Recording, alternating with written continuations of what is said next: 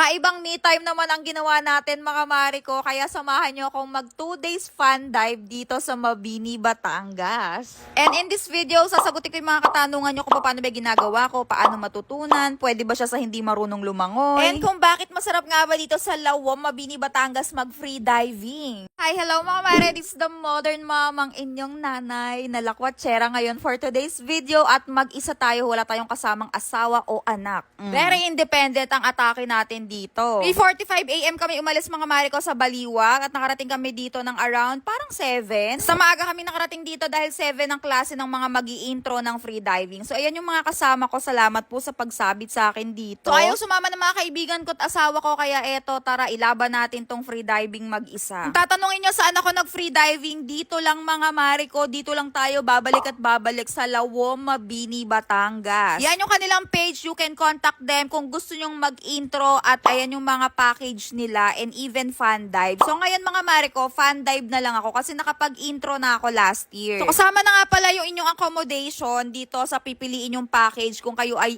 intro at kung sa fun dive kung kayo ay overnight. Walang tigi-tigi isang kwarto dito sa balay, kumbaga sama-sama siya kung ilan kayo, pero pwede kayong mag-book ng private kwarto. Meron din sila dito. And pagka nga pala intro kayo, meron kayong gears or free na rin yung inyong mga gears like fins and mask or goggles. Diving mask, ayan. Nag-intro ako dito for only 3,500 lang kasama na lahat. 2 days na yun mga mare ko with accommodation at with lunch to lunch na meals. So ito naman yung pinakababa nung Lawom mga mima ko nung balay pala. Pagdating namin sumalang na agad sa intro yung mga magi-intro ng free dive. At ayan mga mare ko ang coaches ng Balay Lawom. Shout out naman sa'yo Coach Pilio. Sa intro pala mga mare, tuturo muna nila yung mga dapat gawin at mga hindi dapat gawin at basic skills ng free diving. Syempre hindi ka muna pwedeng isa lang sa dagat nang walang alarm, ganon. So eto mga mare, nagpe-prepare na kami kaya ayan umaga-umaga nakakita na kayo ng tambako. Yes, fun dive nga ako mga mare ko. Wala na akong free na gears like fins and diving mask. Mga package pala na yan kasama na ang inyong coaches and even yung inyong shots or video. So hiwalay mga mare ko yung nag-fun dive at yung mga intro. When we say intro, yun pa lang yung unang pagkakataon na mag-free diving kayo or mag-a-attend kayo ng lesson kung paano mag-free diving. Mag-fun dive naman mga mare ko, kumbaga ayun, alam mo na kasi nakapag-intro ka na, 'di ba? So hindi ka na magle-lesson, kumbaga ayan, diretso ka na diyan sa dagat. Yung kinuha kong package mga mare ko kasama ang coach and video. Meron nga rin palang package na guest lang, kagaya ng mga kaibigan ko, nagstay lang sila diyan kasama nung mga anak nilang nag-intro ng free diving, kumbaga bantay sila. Nag-guest naman mga mare, pwede rin kayong maligo sa dagat or pwede rin kayong mag-dive. Yun nga lang, wala kayong kasamang coaches or anything na magbi-video sa inyo ganyan. May mas mura din na fun dive mga mima ko, 1,000 plus lang, pero ano siya, wala siyang overnight. Wala rin siyang meals mga mima, kaya kumbaga kung taga Batangas ka lang naman, pwede kang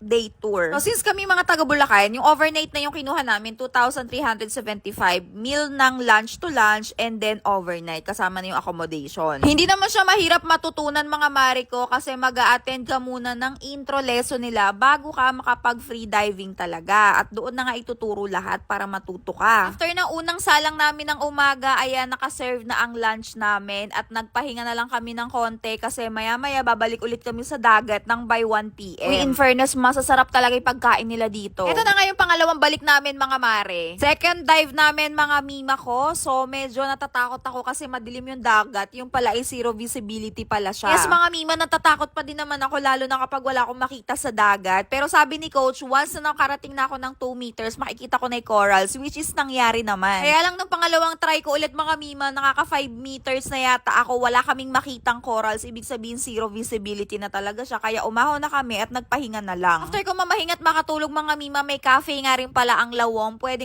kayong magkape para sa mga addict sa kape like me. So bumili lang ako ng Spanish latte and in fairness, ang sarap ng kape nila dito at maganda yung ambience. Tapos mga mima ko, marami rin dumadayo sa cafe nila. Inagahan ko na yung pagkakape mga mare kasi baka paggabi pa hindi na ako makatulog. May diving pa kinabukasan ng 7 AM. Me and my coffee lang plus yung aking dito wifi ang kasama ko dito sa cafe. And in fairness, malakas sa Batangas ang dito wifi. Time silang mag-serve ng mga pagkain, kaya on time akong nakakain dito talaga, first time in my life. After namin kumain at makapunta ng cafe mga mare, by the way, every weekend pala may social sila dito. Like that! When we say socials, mga mare, ginagather nila lahat ng guests nila at ayan, inuman to the max. Pero nung weekdays kami napunta nung intro dito, wala yan. Kumbaga, every weekend lang daw. Para syempre lahat ng guests magkaroon ng get together and yan, getting to know each other, ganon. Video kay may ala, kompleto, uupo ka na lang, ganon. Pero hindi ako uminom mga mare, pinanood ko lang sila at nakisocials lang ako dito. Kaya maya pa nga lang yung mga nagpasiklaban na tong mga kasama ko. Go, Coach Cassie! Nakakatuwa mga mima kasi game na game talaga lahat. Syempre mga mare ko sa bandarining kanan hindi nagpahuli ang aking mga kasama. Diyos ko, napakagagaling. Go Mama Des, itayo mo ang ating bandera. Syempre ako mga mare, tamang cheer na lang dito sa Gedli dahil hindi tayo magpapakita ng totoong katauhan natin dito. Hindi tayo nakisali mga mima. Diyos ko, nakakahiya. Hindi ko to lugar. Ayoko magpakilala dito. Di ba nakakatuwa mga mima? Kaya ito talaga binabalik-balikan namin. Talagang parang pag-uuwi kami nalulungkot kami kasi sobrang saya dito. And even yung mga tao, coaches, talagang game na game. So yung socials mga mare ko, natapos lang siya ng 11 PM dahil nga kailangan 7 AM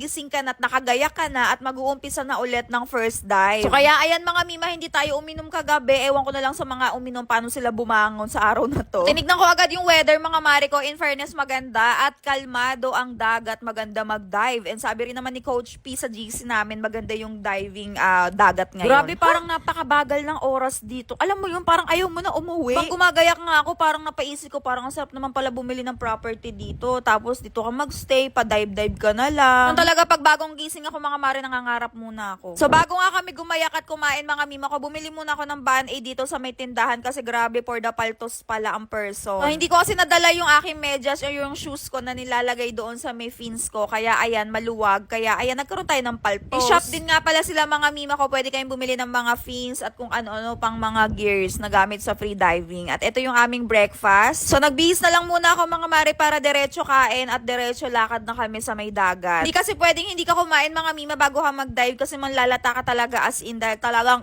grabe ang mga ibibigay mong energy mamaya. First day pa lang nangitim na tayo mga mima kahit walang araw. Kaya naman for the sunblock ulit tayo mga mi. Kaya ayan mga mima, bloated na bloated tayo bagong kain tayo at nilapitan na tayo ni Coach na in a minute ay mag-uumpisa na tayo or lalakad na kami. May dala na nga pala akong sariling gears ko. Binili ko to nung nag-apo reef kami kasi wala naman akong narerentahan. Alam mo, in-intro lang sa akin to ng kaibigan ko yung free diving and nahumaling talaga ako ng bonggang-bongga. As in bongga talaga. At ayan mga mima, simulan na natin ang last dive natin. Last day na natin. At isang lusong lang tayo ngayong morning lang kasi 12 ang out natin. So ito yung pinaka pinagdadaiba namin. Ang kasama namin ngayon ay si Coach Homer at may nakilala nga pala akong friend dito. Solo joiner siya or solo lang siyang nag-dive today. Mahilig rin pala siyang mag-diving mga mima ko. Kaya kita nyo naman for the aura ang person. Hi Mima!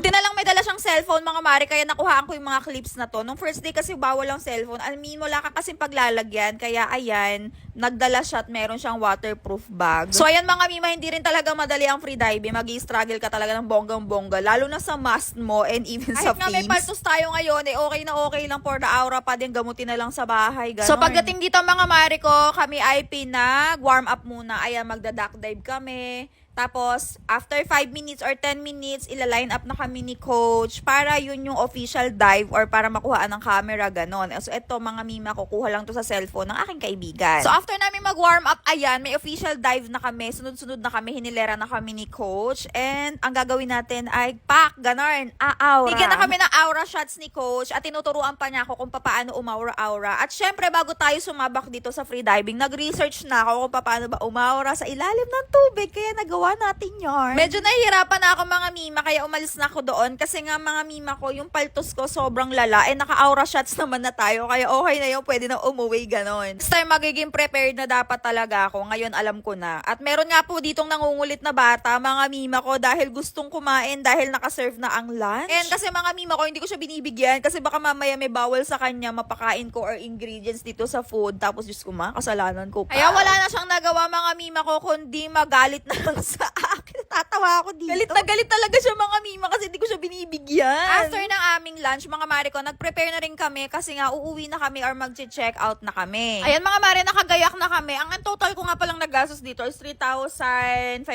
Kasama niya yung van doon kasi nag-rent kami ng van. Pura na yun, Mi, kasi sobrang nag-enjoy talaga ako.